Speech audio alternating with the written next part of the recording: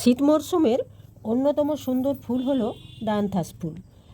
এখানে এই দুটো ডায়ান্থাস আছে প্যাকেটে, আর এখানে দুটো ডায়ান্থাস আছে। এই ডায়ান্থাস ফুল খুব সুন্দর হয়, ডবল হয়, সিঙ্গেল হয়, নানা রকম কালারের হয়। আজকে আমি এই ডায়ান্থাসের চারাগুলো প্রতিস্থাপন করব। এর জন্য মাটি খুবই সহজ।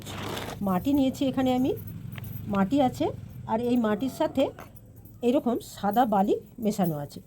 সাদা বালি মেশানো আছে। আর এখন যেটা আমি মেশাবো, এখন আমি দেব কিছুটা ভার্মি কম্পোস্ট, এর সাথে কিছুটা ভার্মি কম্পোস্ট দিলাম, আর একটু নিম খোল এতে দিতে হবে। তাহলে পোকামাকড় বলুন এগুলো হবে, ভ্যাঙ্গাসও এর থেকে নষ্ট হবে। আর যেহেতু শীতের গাছ, সেই জন্যে আমি কিছুটা ডিএপির দানা এর সাথে দেবো। শুকনো পাতা দেওয়ার পরে আমি এতে মাটিটা ভরে নেব।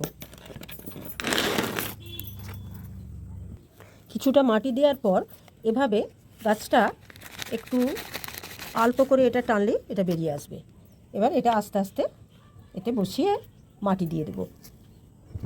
এখনকার মতো জল একটু বেশি দিলাম, কিন্তু এতে জল দিতে হবে মেপে, বুঝে শুনে জল দিতে হবে।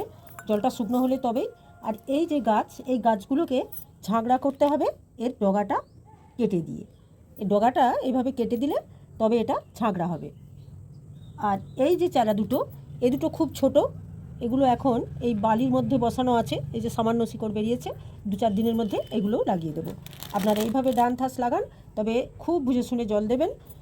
আর শীতের গাছ যেহেতু রোদে রাখতে হবে, তাহলেই এটা ঝাঁকড়া হয়ে প্রচুর ফুল দেবে।